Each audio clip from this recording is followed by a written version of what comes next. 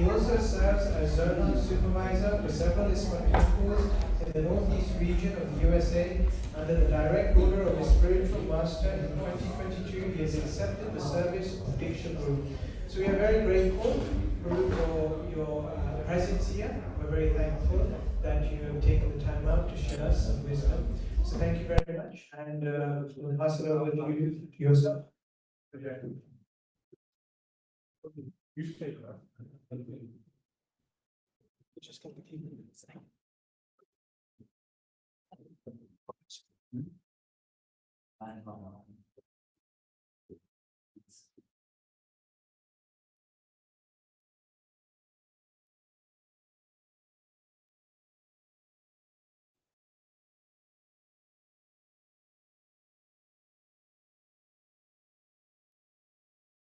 Hare Krishna. Thank you all for joining. I'd like to request, if possible, if you're sitting on the floor, you can come closer in the front. That's a little better. Seems like everyone's clustered over there for some reason, but yeah, you can come closer.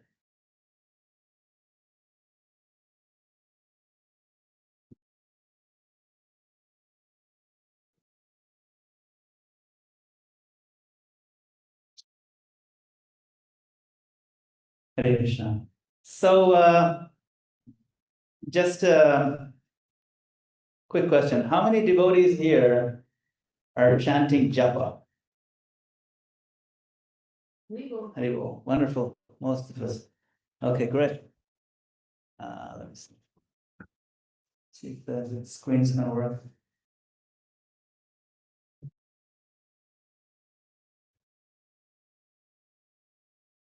Great, fantastic.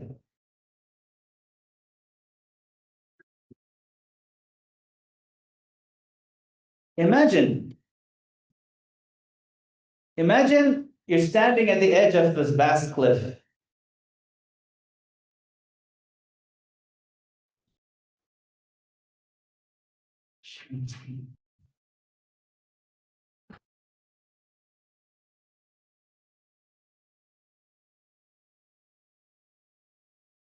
Imagine you're standing at the edge of this vast cliff,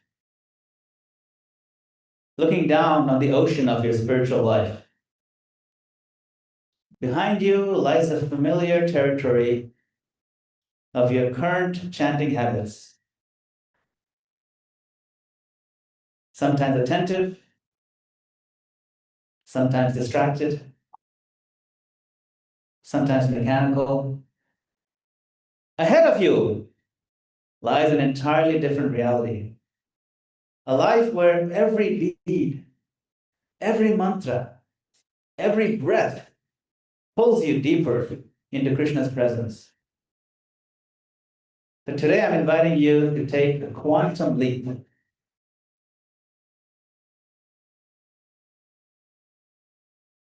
In science, a quantum leap means a sudden, massive transformation, an instant jump from one energy state to a much higher energy state. It's not a small, gradual improvement.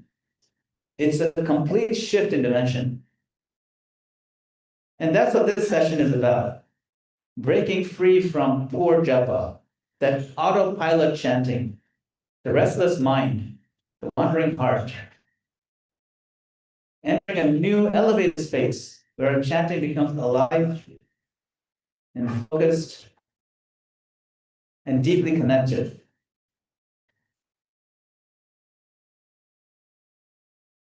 Sri Prabhupada said, chant and be happy. But many of us have to honestly admit, we're chanting and still waiting for the happiness.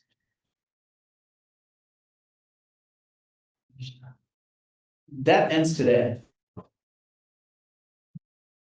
If we give ourselves fully, if we bring our whole body, our whole mind, and our heart into this chanting practice, Krishna reciprocates immediately. Immediately. You don't have to wait. Oh, what happened? It's on the wire.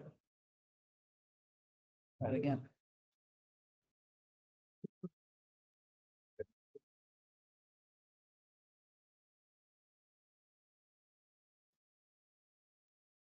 Oh, over there, I think that.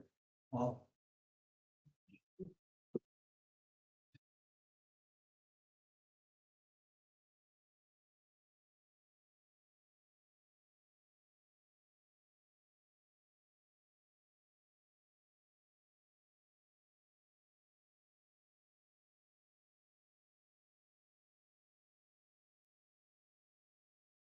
So I'm asking you in the next few minutes, suspend your doubts, put down this mug of worries that you have, you're holding a mug, all your worries, and open yourself to the possibility of transformation.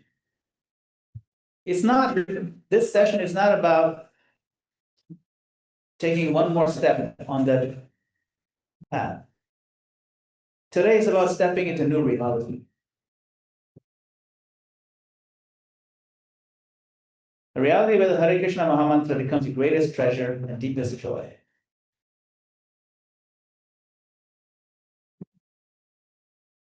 Yeah, what is that? Is that? While they're moving the stuff, this thing got disconnected over here.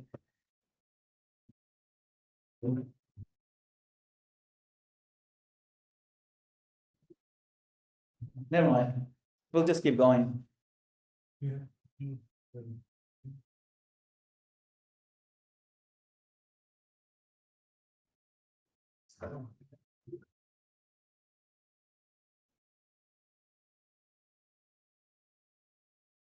All right, so we will recite one verse from the Bhagavad Gita about Japa. Can you close the door? Something's quite noisy.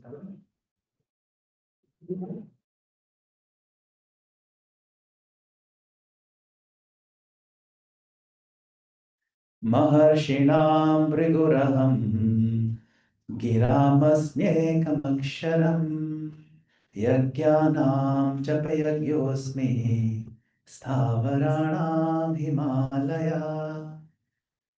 Krishna says, of the great sages I am Bhrigu, of vibrations I am the transcendental Om, of sacrifices I am chanting of the holy names Japa, and of immovable things I am the Himalayas. So he says, of all sacrifices, I am Japa. That's an interesting thing. He mentions this. Oh, you got it. Okay, great. Thank you.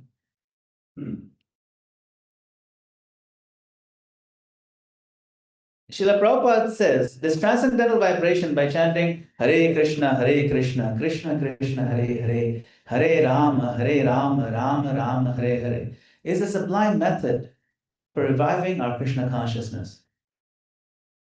As living spiritual souls, we are all originally Krishna conscious entities. But due to our association with matter from time immemorial, our consciousness is now polluted by material atmosphere. So Srila Prabhupada, he started this entire global movement by simply going to a public place and chanting Hare Krishna. Anybody know what place that was? Tompkins Square Park. Where? In London? New York, right? And all he did was chant Hare Krishna. And gradually, one by one, the souls, very fortunate souls, they're attracted by this magical sound. And these souls became his followers and assisted him in spreading this movement all over the world, very short time. That is Sankirtan. But he also focused, Prabhupada emphasized Japa. He said 90% of our spiritual progress depends on this one instruction of daily chanting or Japa while trying to avoid offenses. So it's a simple process. But Krishna also says, Ye yathama prapadyante tam sataiva bhajamiham. To the degree that you surrender to the process, to that degree, I will respond, I'll reciprocate. So the question we have to ask ourselves is, how dedicated am I to chant?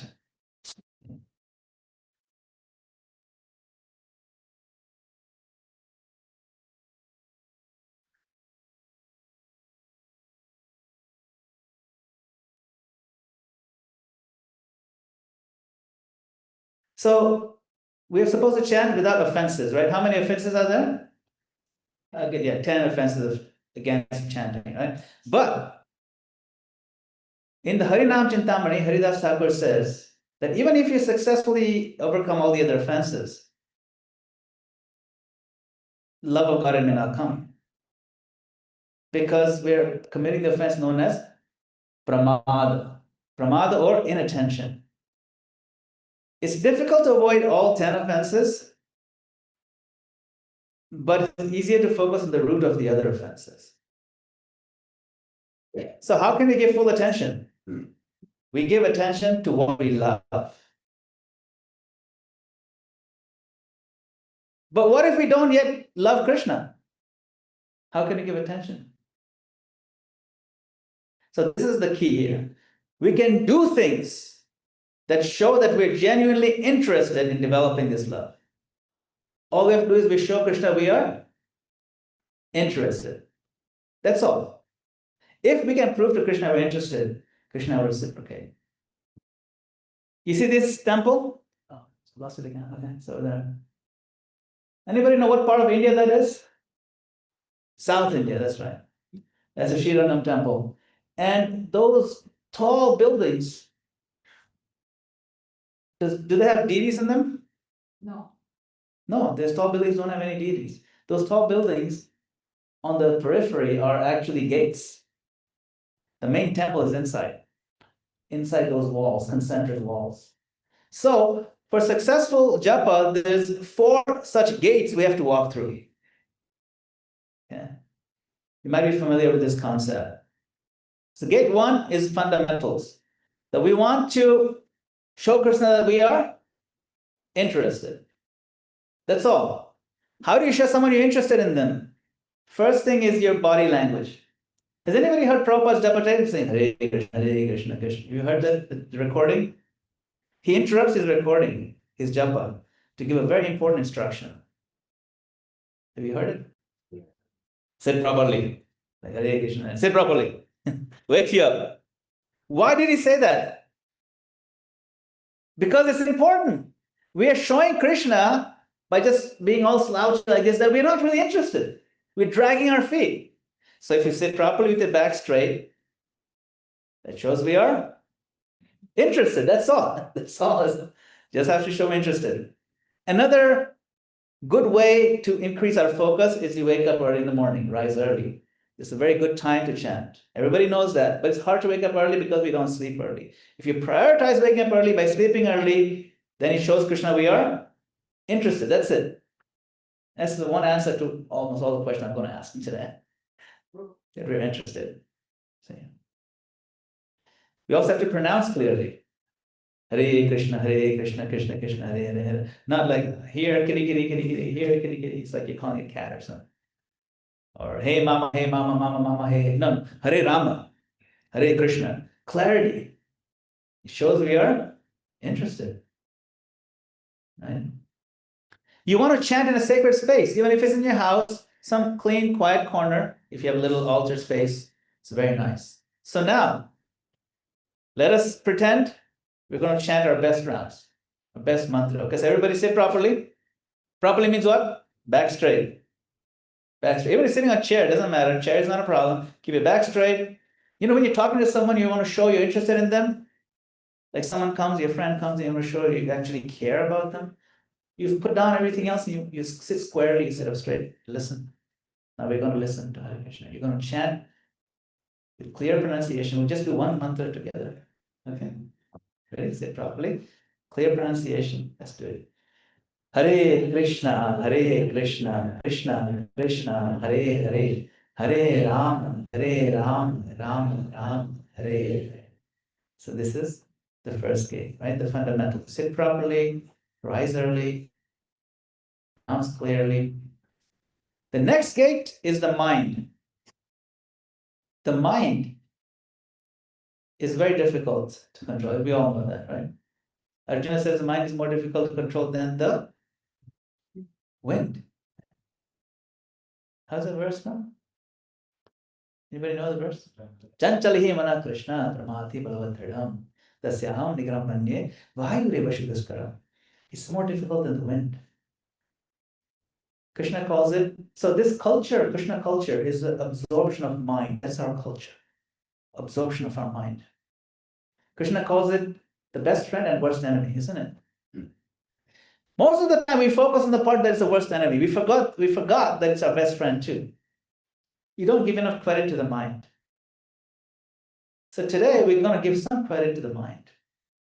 We're going to prove that we can control the mind. All right. So I'm going to do a little exercise with you, interactive. All right. So sit up straight. Close your eyes. Just imagine you're in your home, in your kitchen. And you go to the refrigerator. You open the fridge door. You look inside, there's a carton of orange juice. Picture that. Take out the carton of orange juice, close the door of the fridge, and then you pour yourself a glass of orange juice. Okay, come back to the room here. It's the end of the exercise. How many did not at all see the orange juice? Everybody saw it? Yes? What does it prove? If you want to do something that you like, your mind will follow very easily. How easy it was for your mind. So easy. Not difficult at all. Because mind is also our best friend. Worst enemy because it just keeps wandering away. But if we bring it back again and again, see something like juice, we like it, so easy to focus. But if we develop a taste for the holy name and bring back the mind again and again, make an effort, then Krishna reciprocates. We reflect on the nature of the holy name, that Krishna is himself the holy name. Okay. This is a function of the mind and the intelligence. Function of the mind intelligence is to remind ourselves, what is it that we're doing? Why am I doing this? Because Krishna is personally present. We know that. We've known it for years. But are we keeping it in the forefront of our consciousness when we're chanting? That's important. We have to reflect. So before we dive into chanting Hare Krishna, we reflect. Krishna, you're here personally. And we dedicate it with our intelligence to Krishna. My Lord, this is for you. Okay? So now we know the framework of sitting properly, chanting clearly. We know to focus our mind and intelligence and understanding that Krishna is his holy name. Okay? Now we're going to do again our best japa. Sit properly. Remind ourselves Krishna is personally present here. He's personally present. We're so lucky. And now with this feeling that, my Lord, this is for you, let us chant.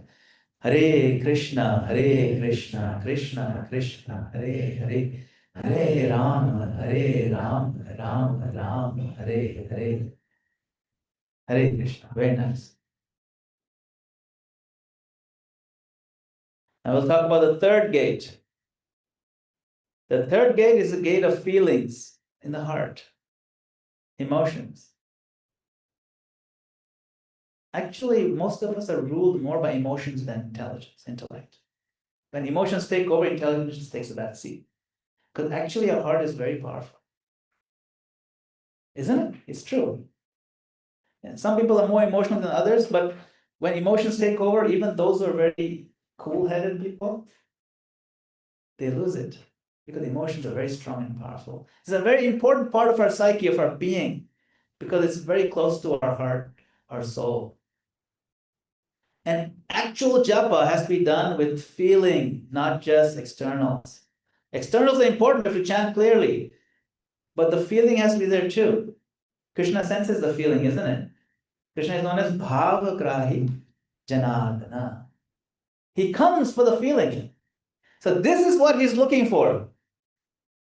Bhaktisiddhanta Saraswati Thakur says, the name is heart deep, not lip deep.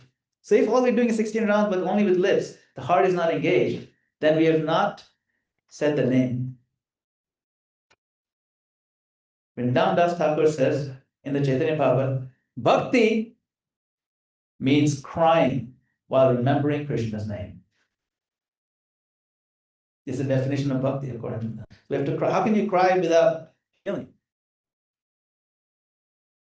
And Krishna himself said in Adi Purana, I am purchased by one who sings my name and cries before me, not by anyone else.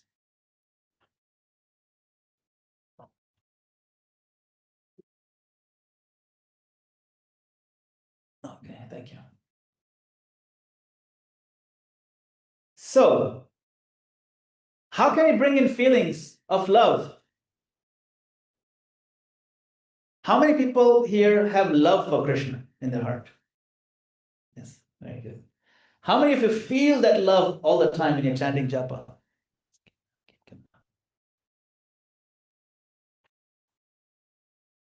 Sometimes, sometimes. How many feel sometimes? Yeah, yeah, it's working now.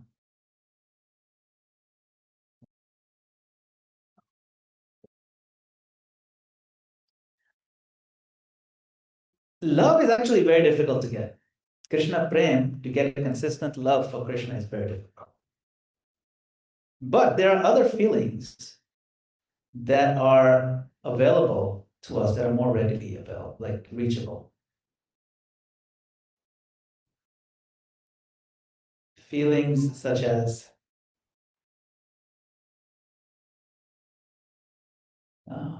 gratitude. Gratitude is very easy. You can be thankful to Krishna for something so easily. You can appreciate Krishna's wonderful beauty. You can appreciate his brilliance in creation. Another important emotion is remorse. We feel bad. Feeling bad is good. Right? I mean, our acharyas just sing songs like Hari Hari Bifale Janama. Oh my, I'm so remorseful. I'm so sad. I wasted my life. Manusha Janama Paya. I got this human form, but I didn't worship Radha Krishna. I wasted knowingly drank poison. Janya Shunya Vishakaya. It's remorse. Getting into that mood also is a very nice way of showing our love for Krishna. So we may not have love. Say love is at the end, love for Krishna. Okay, love for Krishna is at the end, very far away. But the stepping stones to that love. The stepping stones can be gratitude, appreciation, remorse, and so on.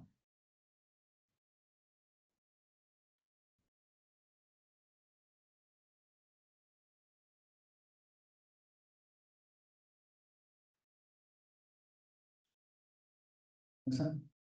Make a difference.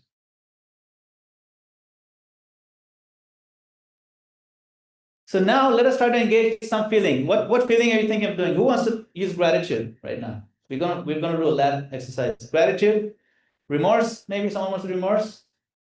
It's powerful. Yes. Okay. What about appreciation? Okay. Any one of those two. Don't try to don't try to do all of them. Take one and really absorb your heart in it. Krishna, I'm so thankful. Oh, Krishna, I'm so sorry that I didn't become your devotee, like completely. Yeah. But we still go through the first gate, say properly, chant clearly, understand Krishna is here, okay? And then engage the heart. Okay, ready? Let's do it. Hare Krishna, Krishna Krishna, Hare Hare, Hare Ram, Ram Ram, Hare Hare. Okay, we'll do this 2 more times. Hare Krishna Mantra. Okay, this time really align all the gates, say properly, chant clearly, bring the heartfelt feelings. This is the way we should be doing japa every time. At least let's do it perfectly right now. Hare Krishna, Krishna Krishna, Hare Hare, Hare Ram, Ram Ram, Hare Hare, Hare Krishna, Krishna Krishna, Hare Hare, Hare Ram, Ram Hare. That feel better than you've done in the past? Anybody feel a little bit better? Good feeling, good experience. Why? Because we're putting some extra effort. And we're showing Krishna that we are interested. 4 gates, the fundamentals, external, then the mind, the heart. So first gate fundamentals, we just sit properly, chant clearly, the mind understand what Krishna's presence in his holy name is. The heart means to engage your feelings. You cry in front of Krishna. The fourth gate is a door where the handle is on the other side. We have no control over that door, that gate. What gate is that? It's called the gate of mercy. We come to that gate after going through the first three. You cannot jump to that gate. You can't ask for mercy if you've not gone through the first three. You can't. You cannot. How can I ask Krishna for mercy if I'm not even showing that I am interested? We have no right.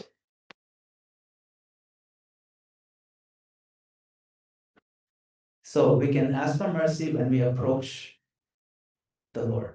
But if you're not even approaching the way to approach is through the other gates, like those temples. You see the gates through the temples. You cannot go into the inside temple unless you go through all the gates that lead to the temple. So if you knock on Krishna's door, that's the door of mercy. And you will find that when you reach that gate, the gate is already open because you have given Krishna everything you've got. What more can we give? We're giving our body, our posture, our attention, our mind, our heart, our love, our feelings. That is proper japa. And then when we reach the gate with the feelings, what do we beg for? Mercy. We beg for the mercy. We beg for the nectar of the holy name. My Lord, please give me some nectar. Please allow me to actually love you to the point that I don't care for anything else anymore. And Krishna, are you sure? Yes. How sure are you? Look, I'm giving everything I have. This time we'll do 3 mantras together. Now we're begging in the fourth gate. Please say properly. Really cry out to the Lord. Hare Krishna, Krishna Krishna, Hare Hare, Hare Rama, Ram Ram, Hare Hare. Hare Krishna, Krishna Krishna, Hare Hare. Hare Rama, Ram Ram, Hare Hare. Hare Krishna, Krishna Krishna, Hare Hare. Hare Rama, Ram Ram. At the end of the Bhagavad Gita, Krishna gives a very important verse. Which one is that? Very often quoted. Sarva dharman parityajya mamekam sharanam vraja. Sharanam vraja means sharanagati. Sharanagati means what? Surrender. Surrender to the Lord. Surrender has 6 divisions, 6 components, 6 aspects. One of those aspects is accepting those things that are favorable to devotional service. That shows that you're surrendering. That shows Krishna that you are interested. That's what. That's all. Interest is the first step of surrender, isn't it? So we accept things that are favorable. Is sitting properly favorable? Yes. Said Prabhupada, sure. There are no hard and fast rules. Remember? There are no rules. You can't chant like this. It's okay. If you want to study for an exam, you can study in the middle of a rock concert. Nobody's going to tell you no. But it's not the best place. Better place to be library or a quiet room. So simply, there's no hard and fast rule, but there are things that are better. So devotees wake up early. You can do any time of the day, no problem. But certain times are better. That just shows that we're more interested. We want to give it everything we got. So the Lord reciprocates as we surrender. We talked about the 4 gates to successful chanting. Fundamentals, the mind, the heart, mercy. And we'll find the Lord is supremely merciful. Okay? Yeah. We actually have a Japa retreat. I did a Japa retreat with it like this, where we spent 8 days going into these 4 gates. 8 whole days from morning till 8 o'clock at night. 2 days on each gate. So you can imagine the depth. How much investment is required. I'm just giving you a 1-hour version of this. But if you understand the seriousness of it, then your whole spiritual life will be flipped. Before this investment of seriousness, japa is something that comes in the way of your day. After this, your day is something that comes in the way of your japa. and your connection to Krishna becomes so real. It becomes the main thing. That's what Krishna consciousness is about, to make Krishna the main thing in our heart. So, if you like, you can take a sankalpa. Sankalpa is taken with water. And we make a promise to ourselves today. If you like, you can repeat after me. It's a contract. My dear Lord Krishna, today I take the bold step of resolving to make a quantum leap in my japa practice.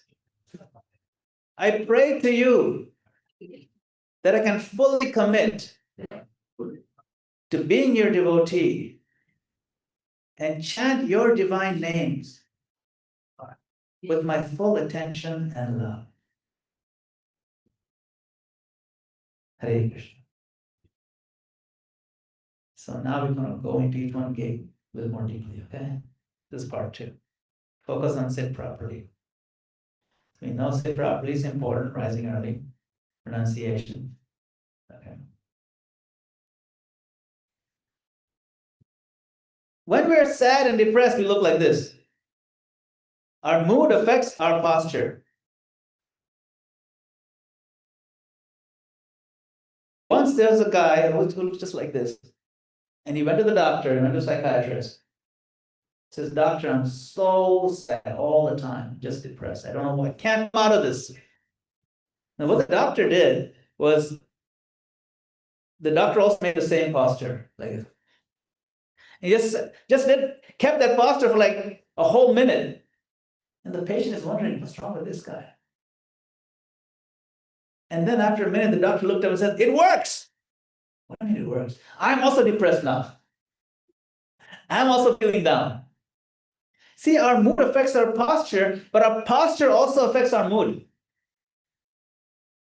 So if mood is down, if your mood is not feeling connected to Krishna, seriously sit up straight and assume the right posture with your chest out a little bit, shoulders up, not too stiff. And then you get in the mood of, I'm going to offer myself to you. That posture makes a huge difference in your mood. Massive. That's why Prabhupada said, sit properly. Look how he's sitting. This is Prabhupada. Age of 75. He's smiling, sits up, back straight. We have no excuse. Back straight, shoulders open, not too stiff. It's also lost it again. Okay. Yeah, I think it's, I wonder if it's my thing or, I wonder if it's there. Is that loose? Okay. It's fine. So, important thing is you have to be able to consistently sit straight without, like, we can sit straight for 2 minutes, but after that we'll go like this. That's not good also, right? We have to be able to sit straight for like 2 hours. Yeah. So, how can we do that? If we are not doing any exercise, we can do a few minutes, like 2 minutes, simple exercise like this. You jog on the spot. You just raise your knees. Just for 2 minutes. It kind of keeps blood flowing. Prabhupada used to go for a walk every morning. It's important. You keep your body moving a little bit. Okay. You can do some warm-up stretches. Stretch like this way, that way. Turn your head. Just another 2 minutes. You do some stretches. That's all. It's about 5 minutes investment. Okay. Then there's pranayam. There's some breathing exercise you can do to help your breath. The Bhagavatam talks about it. This is a purport. Prabhupada wrote this in the Bhagavatam. He said, in the Bhagavad Gita, it is said one must practice breathing exercise, pranayama, abhyasa yoga yuktena. By virtue of these processes of control, the mind cannot wander to external thoughts. Cetasa nānyagamina. Thus, one can fix his mind constantly on the Supreme Personality of Godhead and can attain Him. If you want to look at that's the reference, 3:28:9, Prabhupada glorifies the value of pranayam. It actually helps you. So do a little bit, 5 minutes pranayam. You can look up, there's plenty of nice pranayam YouTube videos. We don't need to go into the details here. Simple breathing exercise, it really helps you focus, okay? Again, these are favorable things. These are not required to chant Hare Krishna. They're not required at all, but they're favorable. Okay?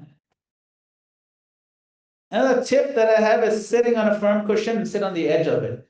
Like you sit on a cushion, maybe put another cushion, and then you sit on the edge, and the pelvic plane slightly tilted forward, slightly, and the back goes straight automatically and very comfortably. There's many, you see these cushions, they're available, yoga cushions or meditation cushions. They really help. Okay. Now, sitting properly is important. Pronunciation is also important. Every syllable has to be pronounced. Hare Krishna, like that. Don't make it a blur. Each individual, like if you cook rice, well cooked rice, you can see each grain individually. Otherwise, all the glob. Don't offer glob to individual. Each single mantra is like a discrete offering, like ahuti. You know what is ahuti, the oblation in the fire? You don't dump the whole thing. Do one little bit at a time. Why is that? See, it's a discrete offering again and again. Okay, so that's about the fundamentals of sitting properly and chanting clearly. Now, the mind, we talked about how it's the worst enemy, best friend, and we dedicated. But what is the mind? The definition of mind, we should know. If somebody asks you in Bhagavad Gita or in your tradition, how do you define the word mind? Mana. We know, we use it all the time. Krishna uses it hundreds of times in Gita, but what does it mean? It's that faculty, the impulsive faculty, that accepts or rejects things based on what feels good. And it is a repository of desires. There are two things, accepting and rejecting, and it's a repository of your desires. And those desires came about from your acceptance and rejection of what feels good, ultimately, anyway. So that's why mind is like a child. Okay, clear? Mind is like a child. Something feels good, do it. Doesn't feel good, don't do it. If I'm feeling sick, I have fever, my mom gives me a spoonful of bitter medicine, I'll spit it out. The mind's impulse is to spit it out. Okay, that's tastes bad. What is intelligence? Buddhi. Anybody know? How is it different from the mind? Yes. What's that? Has to choose exactly. What else? In some way, your instincts and your intelligence as well. They're protecting you. Right. But what exactly is intelligence itself? Why some instincts are intelligent, some are not. Like, see, your instinct is to spit it out. That's instinctive. But if your instinct has been cultivated maturely, then that instinct is intelligent instinct. So, yes, right, it should be right and wrong. In other words, it overrides the impulse of the mind for a higher purpose, because it knows this is better. That's buddhi. So the intelligence is a rational faculty, because mind is irrational. It doesn't care whether it's good for me or not. I'm going to spit it out. The intelligence is a rational faculty that overrides the impulses of the mind for a higher goal. So once you have this understanding clear, you know how to apply the intelligence to the mind. You know what components are strong, where to strengthen. And it's important for us to understand. Intelligence is like a child. The mind is like a child, intelligence is like the parent. The mind can be trained by the intelligence if the intelligence is aligned properly to the message of the Lord. Does that make sense? You can train your impulses. You can train your emotions. That's why you see in the beginning become, okay, everything's very nice temple, very beautiful there. But you see other devotees are so excited about certain things. Aarti time, oh, run. Why is he running? What is so exciting? He's trained his intelligence and mind. He's so excited about the curtain opening. He's been coming here for 40 years, and every time the curtain opens, he's like, why is this so, what's so, don't you be tired of it by now? Because it's trained. The intelligence is trained, the mind, to understand what is worth being excited about. And then, you see what I'm saying? So our job is to employ our intelligence to be aligned with our scriptural teachings so that our mind can be aligned with the soul. Impulses, the feelings. The emotional, childlike mind takes its cues from the intelligence. what to be excited about and what not to be excited about. I'm going to show you something pretty cool. All right. You see this picture? Which one is the mind? And the child. And the intelligence is the guy with the beard, right? Okay, watch carefully.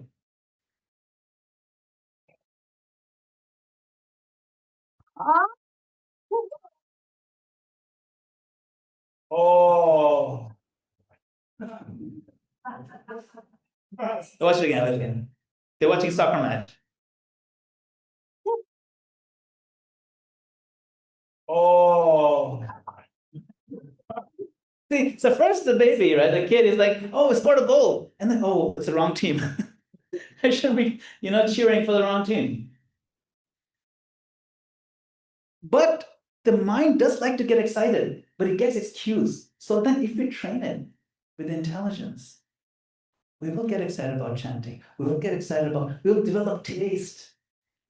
But intelligence has to be aligned. How do you align intelligence? In Krishna consciousness, how do you strengthen the intelligence? What is the one thing we do that strengthens our intelligence? Read. Yes, read. Read. Study the Siddhanta very seriously. Discuss, hear, ask questions, read again, study, try to teach, try to explain it to somebody. And that makes your intelligence very strong. And then you realize, why am I not getting excited about this? I should, and you will. See? When you understand more and more, you will feel better. You'll feel the confidence of intelligence, and our mind will be guided more sharply, more precisely, what to go for, what to be excited about, and what to reject, what to cheer, and what to do this. See? The right things. Those who become devotees, they no longer get excited about going for a smoke break. They don't smoke anymore. But before, maybe they were. Things like that. Things change because they become more intelligent. The emotional energy of the mind gets channeled toward our higher goals. And the mind becomes our friend, not our enemy. It becomes an asset, not a liability. So that's Mahaprabhu himself told us the importance of studying scripture. He says, Siddhanta boliya chitte nakaro alasha iha hoite Krishne lage shudreda manasha. Siddhanta boliya chitte nakaro alash. Alash means what? Lazy. Don't be lazy. Don't have laziness in this studying.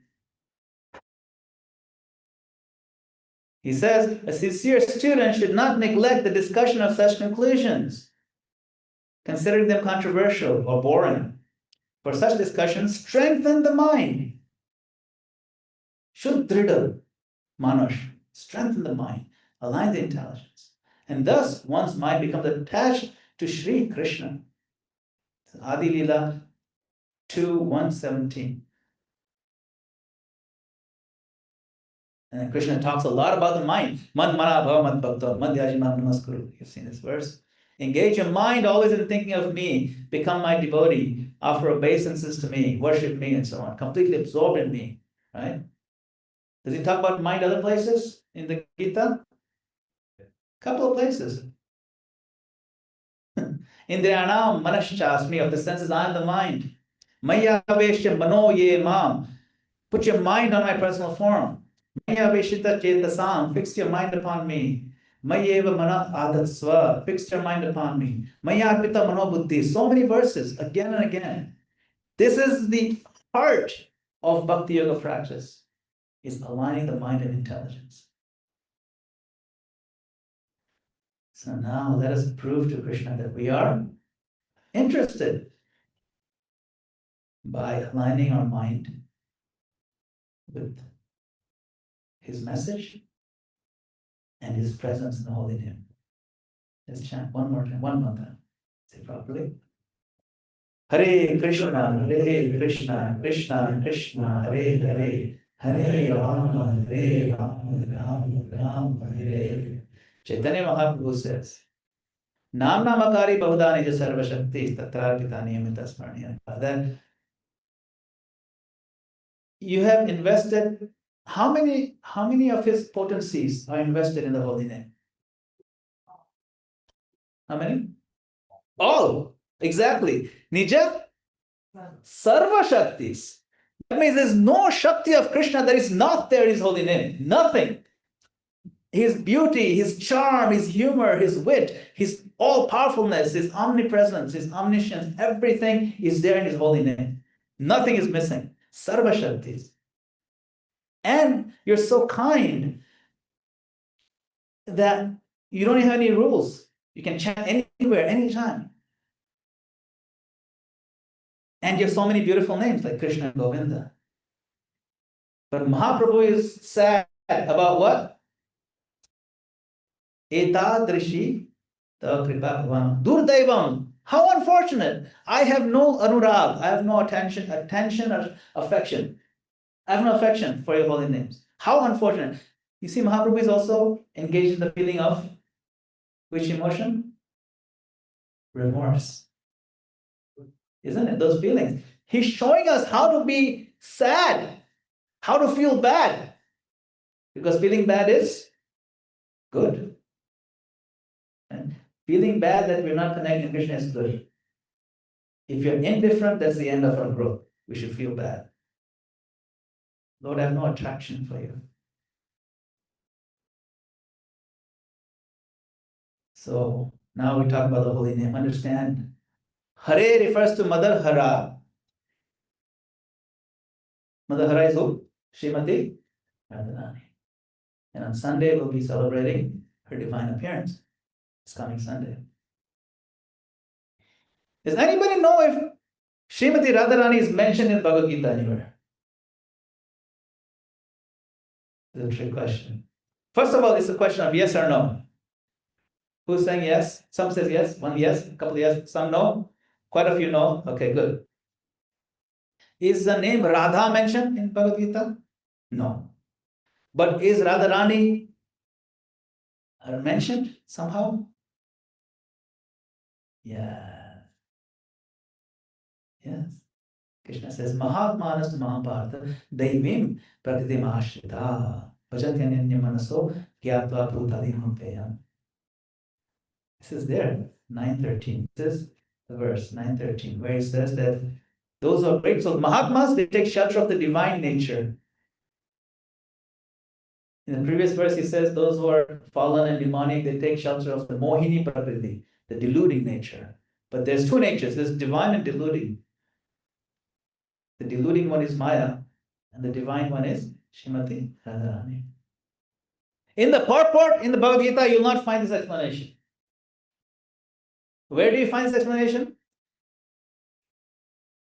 By Prabhupada? Nectar of devotion. To perform devotional service means to follow in the footsteps of Radharani. These Prabhupada's words. Please read Nectar of Devotion. If you read all of Prabhupada's books, you'll see how they're connected. And he references that verse from the Bhagavad Gita. He solves these mysteries. And the devotees of Vrindavan put themselves under the care of Radharani in order to achieve perfection in their devotional service. In other words, devotional service is not an activity of the material world. It is directly under the control of Radharani. Now, in the Bhagavad Gita, it is confirmed that the Mahatmas, or great souls, are under the protection of Devi Prakriti, the internal energy, Radharani. Prabhupada has unlocked that law. That's the verse in Gita, referencing Radharani, confirmed by Srila Prabhupada himself. So, being directly under the control of the internal potency of Krishna, devotional service attracts even Krishna himself. That's why we need to read all the books and study them, not just casually read them. Make the connections. Try to explain this to others. Then we will understand it, hopefully. That's the first word in the mantra, Hare. That's the anchor of your mantra, Hare. We call out to Radharani first. And if she sees, then Krishna will give us mercy. So now what we'll do, we'll chant 3 times. But the first Hare of each mantra, you will a little bit more emphasized. It keeps the mantra distinct and it brings your mind again and again to Radharani. This is a tip that was given by many gurus. It really works. Especially if you find your mind wandering, try this. Do 3 mantras, practice it straight. Yeah. First Hare will say, a little bit louder, more emphasis, crying out to Srimati Radha. Hare Krishna, Krishna Krishna, Hare Hare, Hare Rama, Rama Rama, Hare Hare. Hare Krishna, Krishna Krishna, Hare Hare, Hare Rama, Rama Rama, Hare Hare. Hare Krishna, Krishna Krishna, Hare Hare, Hare Rama, Rama Hare Hare. So when we do the longer retreat, after each one of these, we do a full round to really let it gel. Of course, we just bring a couple of samplers, but you get a sense, you get an idea. Okay, talk about controlling the mind. Mental distractions, heavy worries. Actually, this word distractions is massively understating the situation. It's not just distractions. I'm talking about major worries that stress us to no end. They dominate and saturate our consciousness. Day in, day out. They don't leave us. We all have those. The cousin who just got diagnosed with terminal cancer, a mother who is thousands of miles away in another country, who needs urgent care, and we feel so helpless, or major legal issues happening, or major problems with our children, or serious disagreements and bitterness between devotees and friends. The list goes on and on and on. Major problems. What do I do about these when I'm chanting? Isn't it?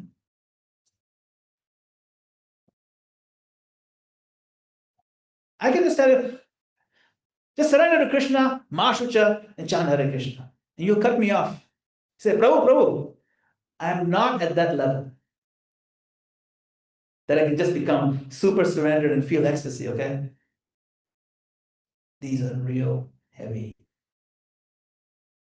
The very heavy things that weigh on our minds. They're real in the effect that they have on our focus and on the overall well-being in our life, and it has a major impact in our japa practice, our sadhana. Everyone agree? Maybe not everybody has heavy things, but many of us do. What's the solution? Suppose I ask you to hold this mug, it's full of water, for 5 minutes. You can hold it, no problem, like this. 10 minutes, no problem. 45 minutes, and it goes like this. Start feeling tiredness. 2 hours becomes painful, excruciating. And 3 hours is intolerable, like a ton. That same mug that you could hold just for a couple of minutes.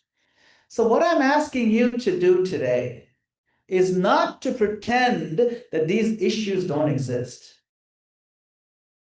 I'm not saying that. I'm not saying that you should bury your head in the sand like an ostrich. It's not what I'm saying. And masquerade yourself as a devotee who has totally risen above all. I'm not saying that. No. All I'm asking is for the duration of this one round of japa. Put down your mug of worry. Just put it down. Put down the mug, knowing fully well you're going to come and pick it up again. Pick it up again.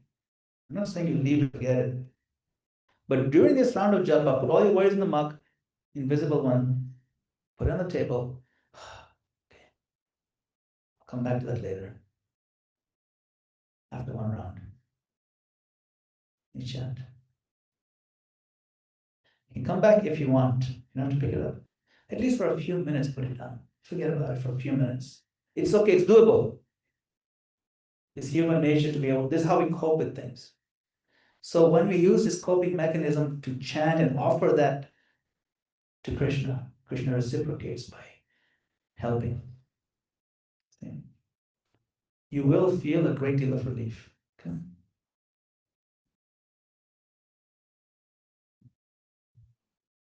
So when you have a properly aligned intelligence, it creates a mental climate and a mood that's conducive to connected japa. The mood is what? My Lord, this is for you, not for me.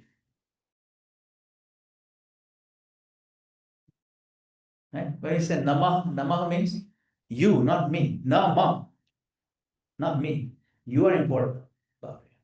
This is for your pleasure, my Lord.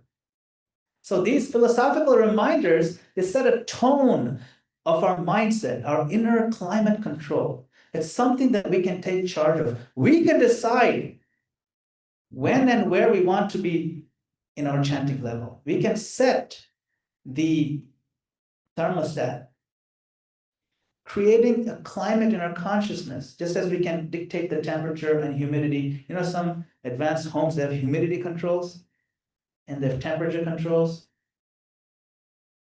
We can set our own internal temperament and humility. Like temperature and humidity, temperament and humility. We can choose it, adjust it. Our acharyas tell us there's nothing more in the whole 14 worlds worth having. Is there anything else worth having? No.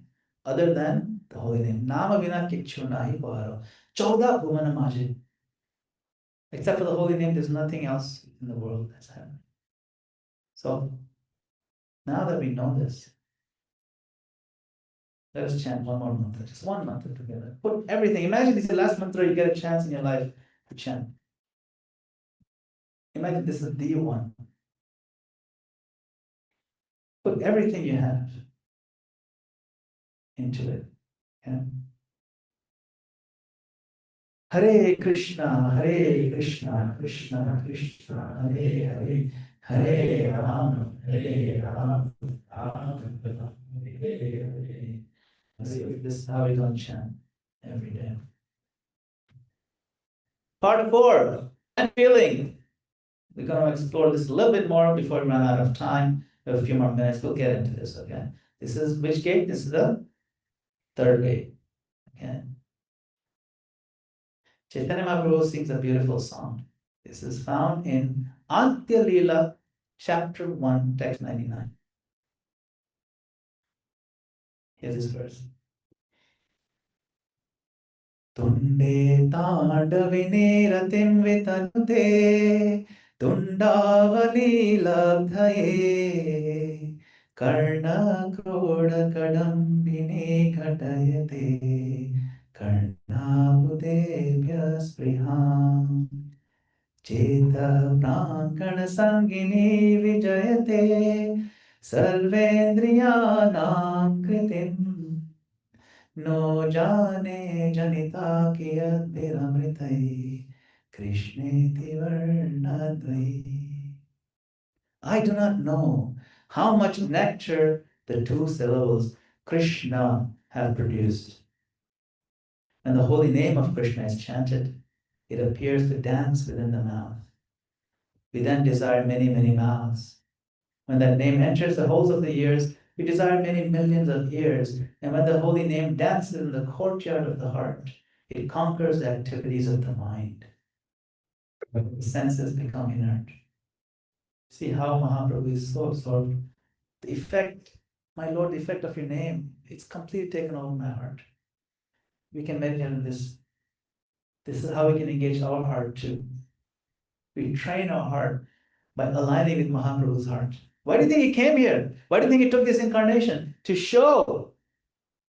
That's working. That one's working. Okay. To show how to align the heart. Prayers of Queen Kunti. Very important section of Bhagavatam.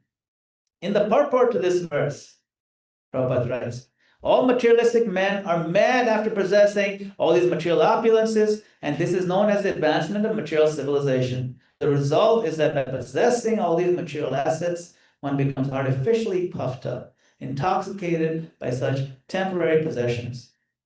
Consequently, such materially puffed up persons are incapable of uttering the holy name of the Lord by addressing him feelingly, O Govinda, O Krishna. It is said in the Shastra that by once Uttering the holy name of the Lord, the sinner gets rid of a quantity of sins that he's unable to commit. Such is the power of uttering the holy name of the Lord. There's not the least exaggeration in the statement. Actually, the Lord's holy name has such powerful potency. But there is a quality to such utterances also. This is the same purport. Prabhupada is talking about quality of utterances, quality of feeling. He says it depends on the quality of feeling. Please note, bhava bhakti means bhav, it means feeling. A helpless man can feelingly utter the holy name of the Lord. So we have to get in the space of helplessness, depending on the Lord. That is surrender. Okay. So we talked about how bhakti is crying for the Lord and the stepping stones to love. The stepping stones are gratitude, appreciation, remorse, etc. These are stepping stones to love. And then at the end, we get love of Krishna.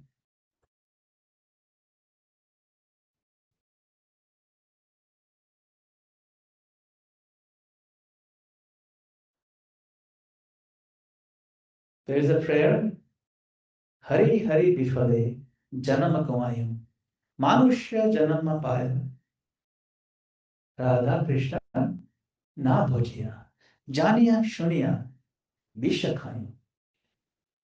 Knowingly, I have drunk poison. What? By doing what? By not worshipping you.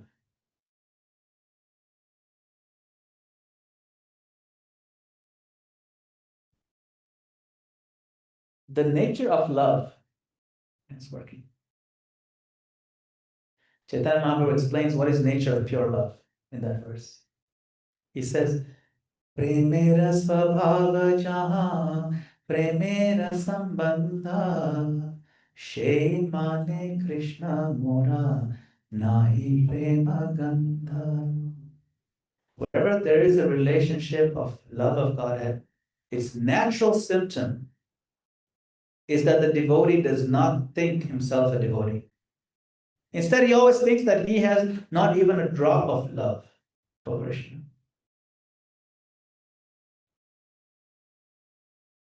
Is this some kind of pretension or drama or acting on the part of a pure devotee? Is he like in his heart, oh, I have so much love, but let me tell people I have no love? Is that what's going on here? Let me set the example of humility, but I know I have so much love. No. The pure devotee actually feels, he says, premera swabhav. The nature of prem is that one feels he has no prem. That's the nature of prem.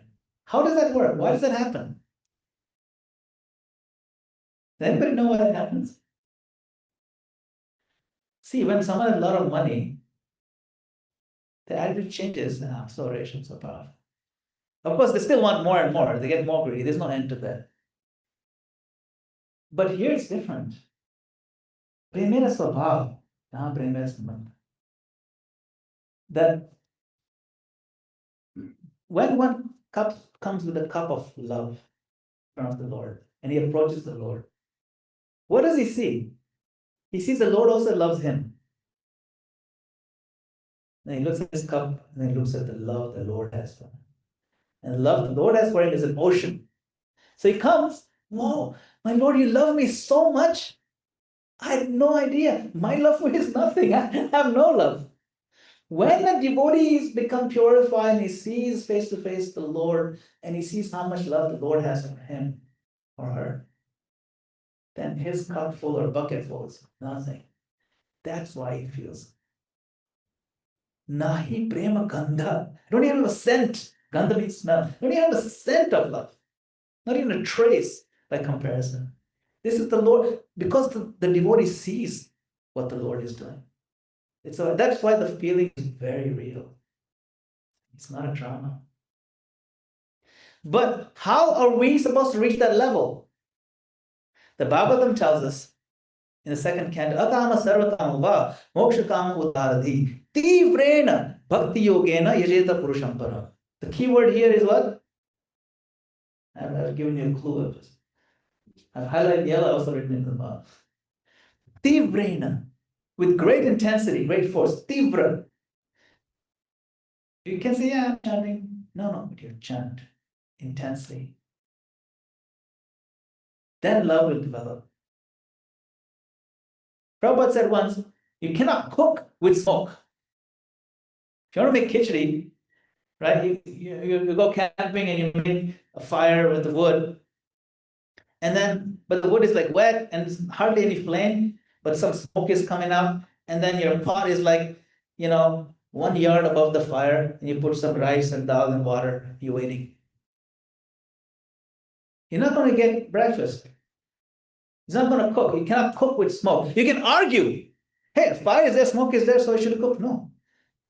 Bare minimum intensity is required for something to work.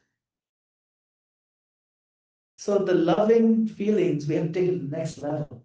Our proof to Krishna that we are what? We are interested, has to go to the next level. I'm really, really interested in you, my Lord. I've come all this way. You gave me a human form of life, and you put me in touch with Prabhupada's people, and you put me in touch with the process. And here I'm sitting in the temple, and I'm chanting every day. It'll be a real shame to now come so close to making it and then turning because we're a little bit lazy and putting a little more effort. Is it going to take less time to chant with focus? No, you don't save any more time by putting a quality chanting session. The same amount of time. It's not like you're going to earn something if you do sloppy chanting. In fact, it takes longer sometimes to do sloppy chanting. So what are you saving? You're losing a massive opportunity because you're not bringing the tivrata, the intensity. We're so close. Prabhupada said we must be 24 hours Krishna conscious. Have you heard that? 24 hours. How is it possible 24 hours? At least we sleep 6 hours, 6, 7 hours minimum. So at least maybe 17, 18 hours the most. If you're sleeping, how can you be loving? How can you be conscious of Krishna? Why is he saying 24 hours? Is it poetic? No, he's literally saying 24 hours. Is it possible to be 24 hours conscious? It is. I'll give an example. When we are in love, we're 24 hours aware of the beloved. Not only is it possible, it's impossible to stop thinking of the person you love. It's impossible to not be 24 hours.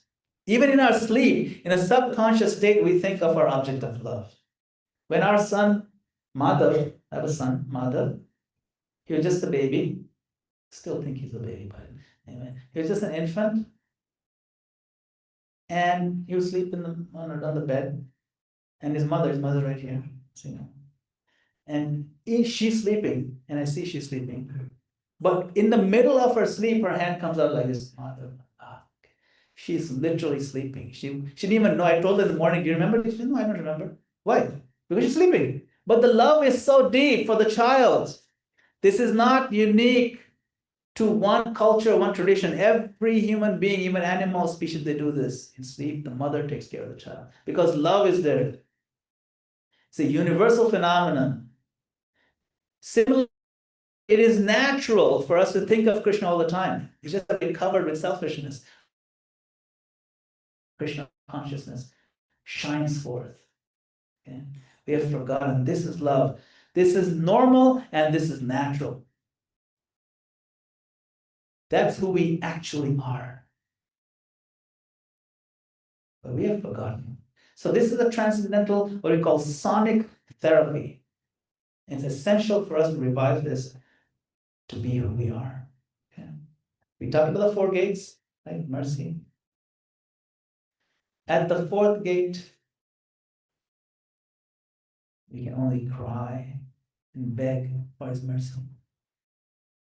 We pray in the mood of a receiver, not an accomplisher. I've accomplished so much, not going to chant. No, this is how we're going to chant. Mood of receiver. Please, we are here now. We've reached the cusp of the third gate, we're knocking the fourth gate, my Lord. Please now give us your mercy. The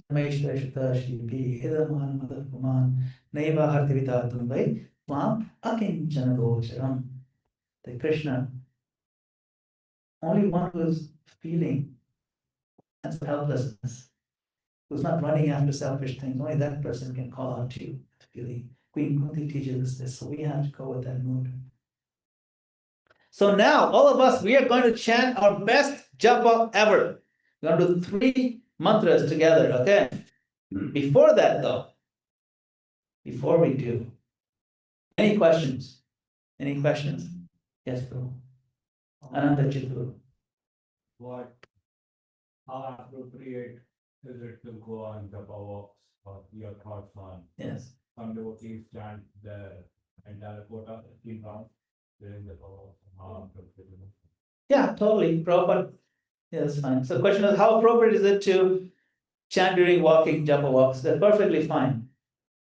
But doesn't mean you put aside these gates. You see the posture is there, you're showing you're interested. In fact, you can even use it to run toward Krishna, my Lord, I'm begging, you can run. But can you really get in the mood? If it works for you to get in this mood of begging, then sure. Hey, you can even pretend, you know, like in India, sometimes the beggars, they run behind the cars. The devotees run behind the Guru. Krishna said, Tamar, I'm running behind you. So we can be like that in the mood. My Lord, I'm walking. Please, and you're walking in front of me. You can get in that mood, it's fine. But you have to get in the mood of begging. That's important. That's important. Yes, Mother. If I'm doing like everything externally, like, sitting in a good posture, creating atmosphere in the house so that, it's conducive for the bhakti, chanting.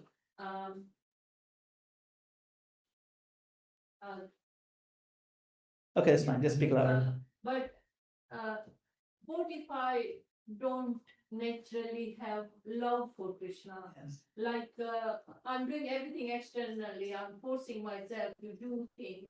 Yes. Wake up early in the morning as well. Like the chanting in the Brahma Muhurta. But still, if I don't naturally have that love, Yes. if I can't open my heart, what instruction would you give me? Yes. So this is the instruction that all of us, this is for all of us. It's not only you, not unique to you. That's a struggle for all of us. But what if I don't have that love?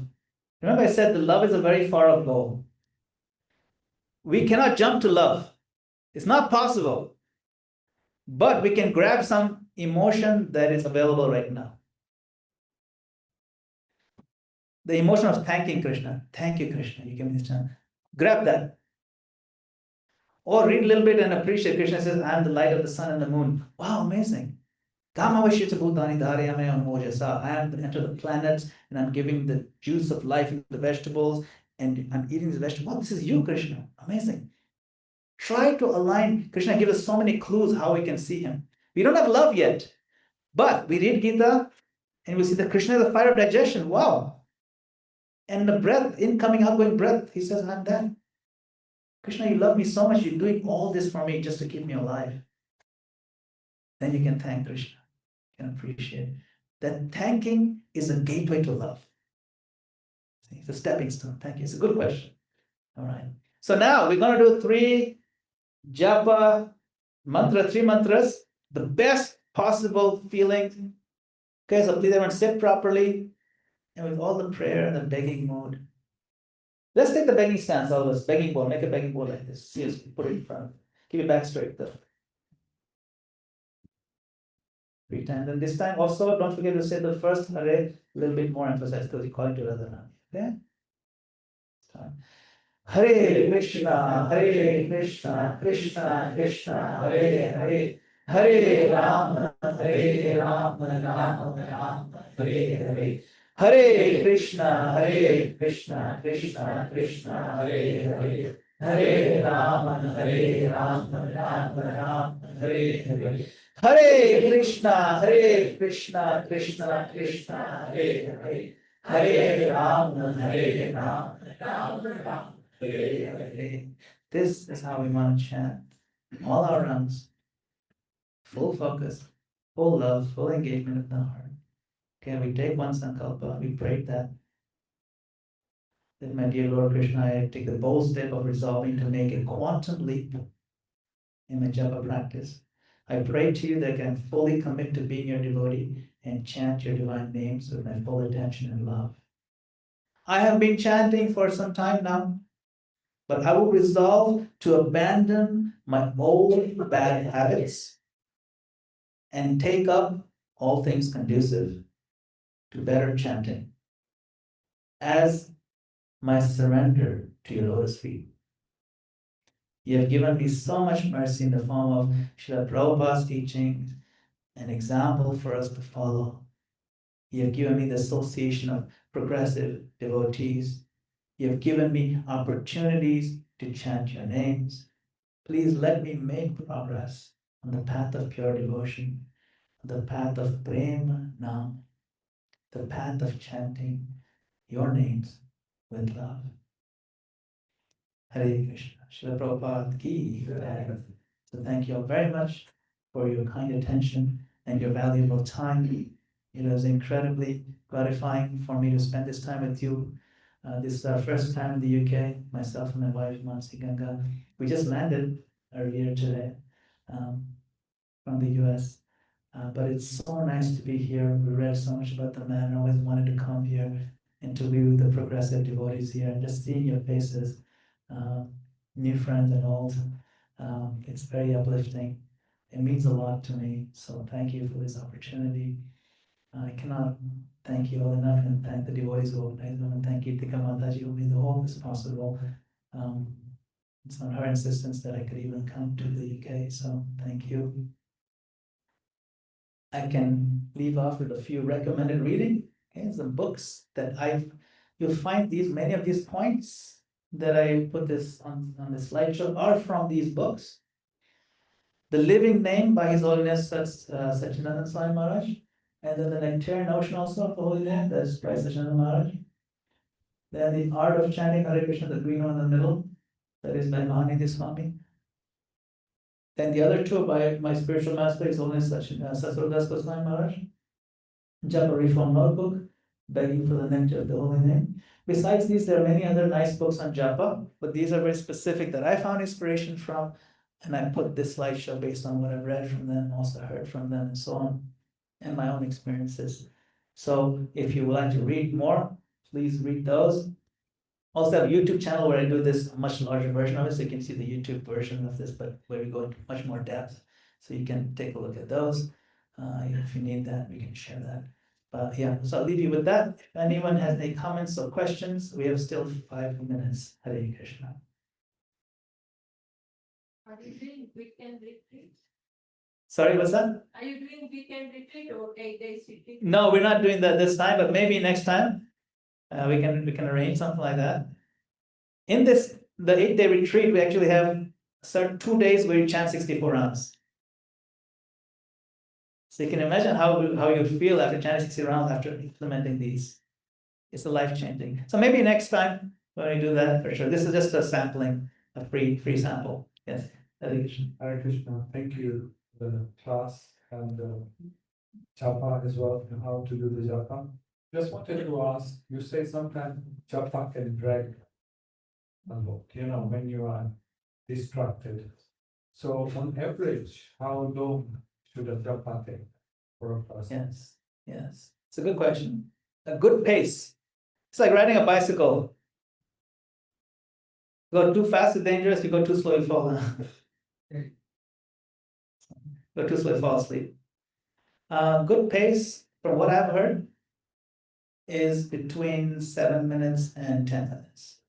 Because a lot more, if you find yourself taking 15 minutes or more for one round, it seems a little too slow. Maybe you're not focusing.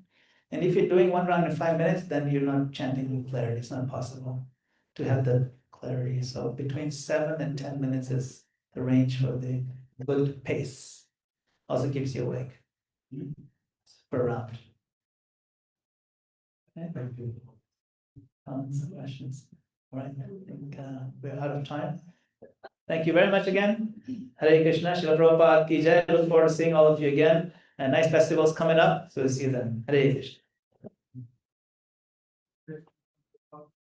Hare Krishna, everyone. So can we please raise our hands in the air and chant the Hare Krishna mantra very loudly in appreciation of His grace Madana-gopāla.